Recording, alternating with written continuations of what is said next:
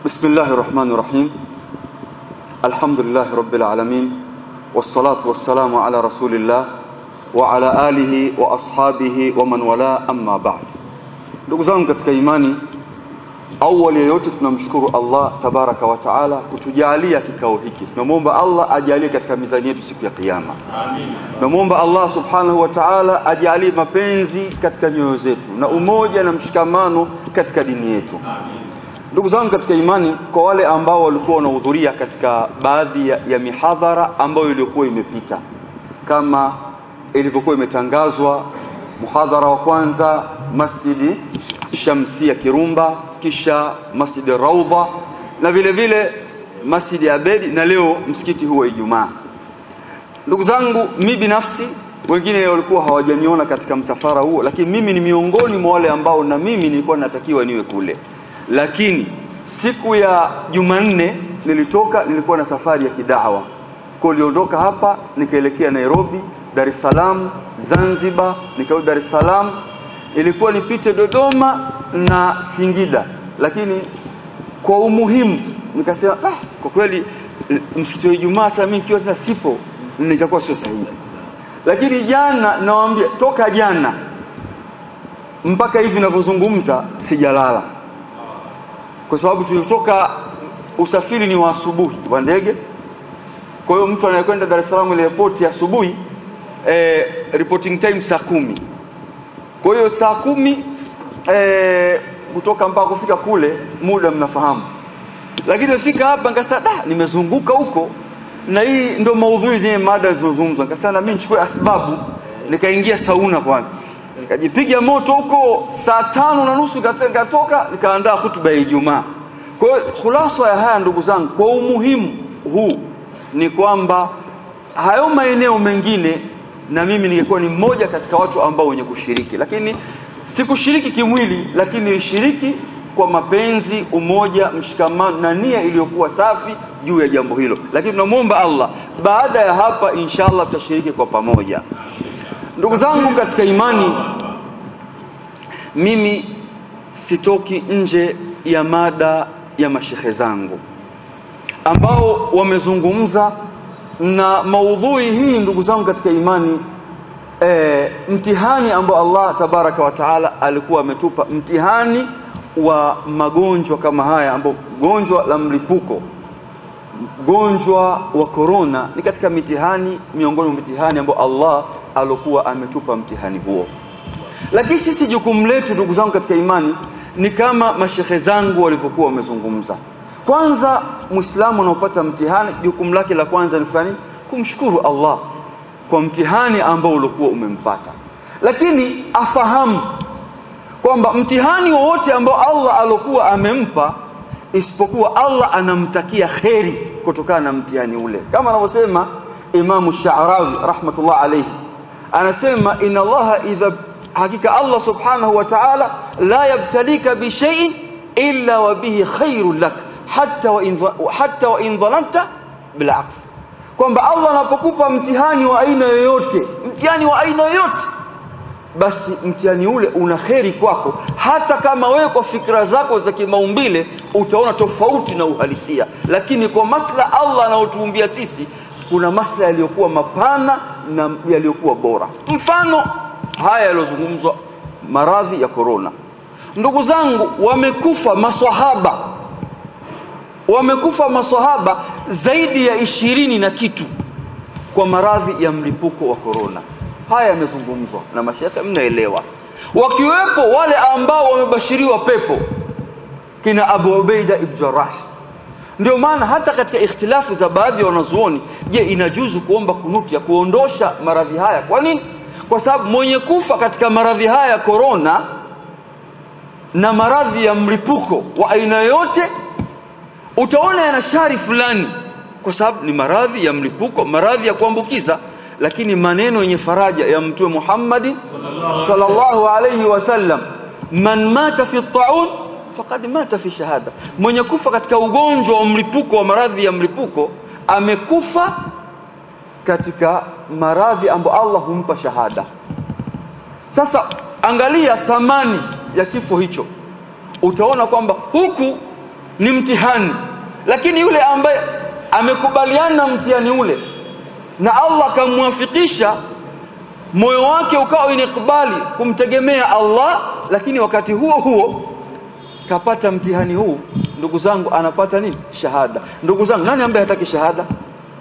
Bila shaka sote, kwa sababu shahada ndani ya Uislamu huko ziko aina ngapi? 3. Kwa hiyo haya wamezungumza mashekhe zangu, lakini mimi vile vile nigusie hadithi moja tu ya Mtume Muhammad sallallahu alaihi wasallam kwa kifupi, ndugu zangu. Unaweza kuona sasa hivi karatasi kidogo. Kwa kifupi, ndugu zangu katika imani, Allah ameshatuambia ndani ya Qur'an, ma asaba min musibati fabima kasabat aydikum. Mitihani yote ambayo yenye kutokea, mabala, fitna, kadha wa kadha wa kadha, hayo yote hutokana na sababu ya mikono yenu nyinyi wenyewe. Hii ndio sababu ya kupelekea mitihani hiyo. Na Mtume Muhammadin sallallahu alaihi wasallam katika hadithi ya Abdullah ibn Umar ibn Khattab iliyopokelewa na Imam Ibn Majah na iko katika kitabu cha silsila hadithi sahiha li Imam Albani rahmatullah alayhi, anasema Mtume Muhammadin sallallahu alaihi wasallam, ya ma'ashara almuhajirin khamsun idha ibtulitu bihin wa a'udhu billahi an tudrikuhun. Enyi mkusanyiko wa muhajirin, mambo 5 yakidhihiri katika mgongo wa ardhi, muombeni Allah subhanahu wa ta'ala awakinge na mtihani huo, yasije yakadiriki na nyinyi mko hai. Katika haya mambo 5 Mtume anawaambia masahaba kana kwamba yani ndio mazingira ya uhalisia wa maisha yangu na maisha yako hivi sasa tunavyoishi. Haya mambo 5 ndio balaa ambalo Allah katupa mitihani kupitia haya mambo 5, na ndio sababu kubwa ya maradhi ya mlipuko, maradhi yaliyokuwa yenye kuenea katika jamii. Sababu utakuta kwamba ile mikono yetu Allah katupitishia mitihani kupitia huko. Khamsun idha btulitu bihin wa a'udhu billahi an tudrikuhun. Akasema lam tadhharu alfahishatun fi qaumin qattu hatta yu'linu biha illa fasha fihim at-ta'un wal awja' allati lam takun madat fi aslafihim alladhina madaw. Subhanallah, lam tadhharu alfahishatun fi qaumin qattu, hayatodhihiri machafu katika jamii, katika mujtamaa kabisa, hatta yu'linu biha, ile zina, liwati, shirki, kadha wa kadha wa kadha, machafu yote hayo yakidhihiri katika mujtamaa, hatta yu'linu biha, mpaka wao wakayatangaza, uchafule ukatangazwa ukawa ni kitu cha kawaida katika jamii. Ikitokea hivyo, ndugu zangu, Mtume anasema Allah atawapelekeeni maradhi ya mlipuko, maradhi ya kuambukiza, maradhi ambayo ni sehemu ya adhabu. Maradhi hayo ambayo hayakuwa katika kaumu zilizokuwa zimepita, maradhi ambayo yenye maumivu yaliyokuwa makali. Leo tukiwaambia wazee wetu waliopita miaka 20 iliyopita, walofariki 30 nyuma, ugonjwa wa UTI ulikuwepo, uric acid ilikuwepo na kadhalika ilikuwepo. Jazakallahu khaira. Yalikuwepo hayo? Hayakuwepo. Lakini sababu kubwa ni nini? Sababu kubwa, leo angalia kwenye matelevision, ukifungua ndugu zangu, kama umekaa na baba yako, mama yako, angalia yale matangazo yanavyokuja kwenye vyombo vya habari, kwa sababu imeonekana ni jambo la kawaida. Leo ukisafiri kwenye mabasi haya,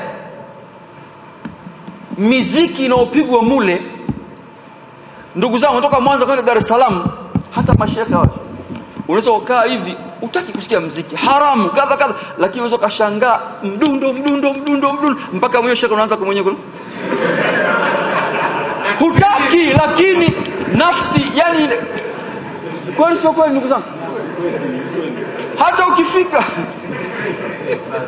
muhimu ndugu zangu, angalia mafiesta hayo, sima nini, watoto wa Kiislamu form 4 form 5 wakifika kule, wanajazana kama hapa CCM Kirumba, wapi kwenye mawanja usiku kucha, asubuhi ni makondo. Ndio haya mazingira yalikuwepo. Uchafu unakaa jambo la kawaida na jamii inashabikia na kadha wa kadha wa kadha. Haya yote ndugu zangu ni moja katika sababu ya adhabu ya Allah katika mujtama. Sasa sisi jukumu letu kumtegemea Allah, lakini naakhudhu al-asbab, tunachukua sababu ya kuepuka adhabu ya Allah. Abdullah ibn Mas'ud anasema zina peke yake ikidhihiri katika jamii, ila Allah itani adhabu gharqa. Kama sio dua ya mtume ndugu zangu, tulikuwa sisi tushaondoka. Kwa nini? Dua ya mtume kwamba Allah au nusuru umma huu sio kaangamizwa kama umma zilizopita. La muhimu ndugu zangu, kwanza nitoe shukrani tu kama kiongozi mkuu wa msikiti kwamba jamani, ili lofanyika leo lisiishie kwenye mashehe, tusiishie kwenye istikbali ya Ramadhani. Hili liwe ni program endelevu, wallahi lina natija nzuri kwa watu. Ndugu zangu, raha sio raha, khairi sio khairi. Kwa sababu Ibn Qayyim al-Jawzi alayhi rahmatullah anasema inna shari'ata Muhammadiyya hiya ghidha al-qulub, yani sheria qala Allah qala Rasul ndio chakula cha nyoyo. Famata iftaqadat alqulub ghidhaaha sarat alqulub maridha. Nyoyo zinapokosa chakula chake, basi nyoyo zinakuwa zina ugonjwa. Kama vile mili inapokosa matunda, inapokosa beliani, chapati, nini, mili sinadhoofika, na nyoyo vile vile inahitaji chakula chake. Chakula chake nini? Kwanza, hata kama isingepita kalima, hawa mashehe walokaa hapa kila mmoja asalamu alaykum, salamu alaykum, salamu alaykum, peke yake ni khairi kubwa katika umma huu. Kwa hiyo inshallah niwashukuru ndugu zangu katika imani, na muombe Allah subhanahu wa ta'ala azidi kunawirisha nyuso hizi na siyatie mapenzi baina yetu. Asalamu alaykum.